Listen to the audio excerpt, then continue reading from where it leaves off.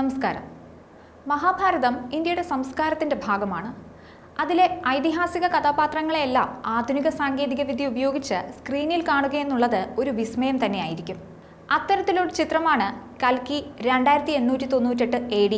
ഈ ചിത്രം നേരത്തെ തന്നെ സോഷ്യൽ മീഡിയയിൽ ചർച്ചയായിരുന്നു. ചിത്രത്തിൻ്റെ താരനിരയുടെ പേരിലും രംഗങ്ങളുടെ പേരിലും ബഡ്ജറ്റിലുമെല്ലാം ഏറെ ശ്രദ്ധിക്കപ്പെട്ടിട്ടുണ്ട്. BC 3101 മഹാഭാരതത്തിലെ ഇതിഹാസ സംഭവങ്ങളിൽ നിന്ന് തുടങ്ങി 2898 AD വരെ സംഭവിക്കുന്ന ഒരു യാത്രയാണ് കൽക്കിയുടെ ഇതിവൃത്തം. അതായത് ഹിന്ദു ദൈവമായ മഹാവിഷ്ണുവിൻ്റെ 10ാമത്തെയും അവസാനത്തെയും അവതാരമായ കൽക്കിയുടെ പ്രഹേളിക രൂപത്തെ ചുറ്റിപ്പറ്റിയാണ് ചിത്രത്തിൻ്റെ കാതൽ. കാശി, കോംപ്ലക്സ്, ശംഭാള എന്നിങ്ങനെ പേരുള്ള 3 ലോകങ്ങളുടെ കഥയാണ് കൽക്കിയിൽ പറയുന്നത്. സയൻസ് ഫിക്ഷൻ ആക്ഷൻ ജോണറിലാണ് പുറത്തിറങ്ങുന്നത്. ഇതൊരു ബ്രഹ്മാണ്ഡ ചിത്രമാണെന്നാണ് പുറത്തുവരുന്ന വിവരങ്ങൾ സൂചിപ്പിക്കുന്നത്.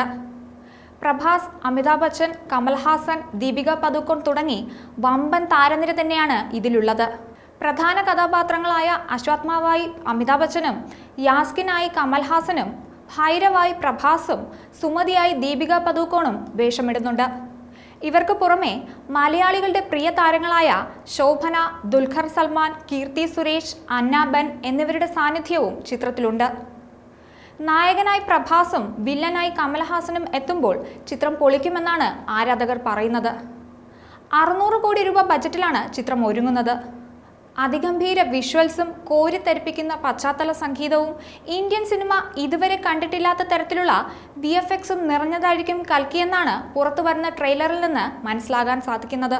ഈ ട്രെയിലർ പ്രേക്ഷകർക്ക് ഒരു പുതു അനുഭവമാണ് സമ്മാനിച്ചിരിക്കുന്നത്.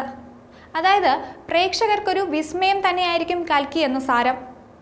ഇതിനെല്ലാം പുറമെ സോഷ്യൽ മീഡിയയിൽ ഈ ചിത്രത്തിൽ ഏറെ ശ്രദ്ധിക്കപ്പെട്ട മറ്റൊന്നു കൂടിയുണ്ട്. നായകനായ പ്രഭാസ് ഉപയോഗിച്ച ഒരു കാറാണത്. ഇതിൻ്റെ പേര് ബുജി എന്നാണ്. ഒരുപക്ഷെ കഥാപാത്രങ്ങളോടൊപ്പം തന്നെ ചർച്ച ചെയ്യപ്പെട്ട ഒന്നാണ് ഈ കാർ. ചുരുക്കി പറഞ്ഞാൽ പ്രേക്ഷകർക്കിടയിൽ ബുജി താരമായി മാറിക്കഴിഞ്ഞു.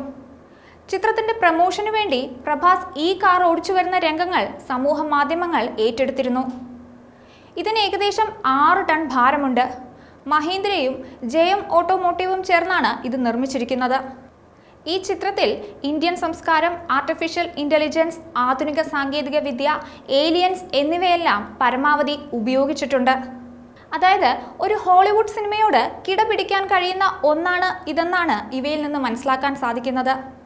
ലോകപ്രശസ്തമായ സാൻ ഡിയാഗോ കോമിക് കോൺ ഇവന്റിൽ ലോഞ്ച് ചെയ്ത ആദ്യ ഇന്ത്യൻ സിനിമ കൂടിയാണ് കൽക്കി. ഇന്ത്യൻ സിനിമ പുതുതലങ്ങളിലേക്ക് നീങ്ങുകയാണ്.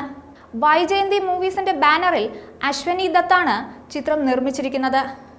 വൈജയന്തി മൂവീസിന്റെ 50ാം വാർഷികത്തോടനുബന്ധിച്ച് 2020 ഫെബ്രുവരിയിൽ പ്രോജക്റ്റ് K എന്ന പേരിൽ ഈ ചിത്രം പ്രഖ്യാപിച്ചിരുന്നു. പക്ഷേ കോവിഡ് പാൻഡമിക് കാരണം നിർമ്മാണം 1 വർഷം വൈകിയിരുന്നു. പ്രഭാസിന്റെ ബാഹുബലി പ്രേക്ഷകരെ ഒട്ടും നിരാശപ്പെടുത്തിയിരുന്നില്ല. പ്രേക്ഷകർ പ്രതീക്ഷിച്ചതും അതിൽ കൂടുതലും ബാഹുബലി നൽകിയിരുന്നു. കൽക്കിയും പ്രേക്ഷകരെ നിരാശപ്പെടുത്തില്ല എന്നാണ് കരുതുന്നത്. തിയേറ്ററിൽ കൽക്കി ഒരു ആഘോഷമായി മാറാൻ സാധ്യതയെന്നാണ് പുറത്തുവരുന്ന വിവരങ്ങൾ സൂചിപ്പിക്കുന്നത്. ഹിന്ദി, തെലുങ്ക്, തമിഴ്, കന്നഡ, മലയാളം എന്നീ ഭാഷകളിലായി ജൂൺ 27-ന് കൽക്കി 2898 AD ലോകമെമ്പാടുമുള്ള തിയേറ്ററുകളിൽ പ്രദർശനത്തിനെത്തും. പാൻ ഇന്ത്യൻ സിനിമ എന്ന നിലയിൽ നിന്ന് പാൻ ലോക സിനിമ എന്ന നിലയിലേക്ക് ഇന്ത്യൻ സിനിമ എത്തട്ടെ. ന്യൂസ് ഡെസ്ക് ഈനാട് മലയാളം.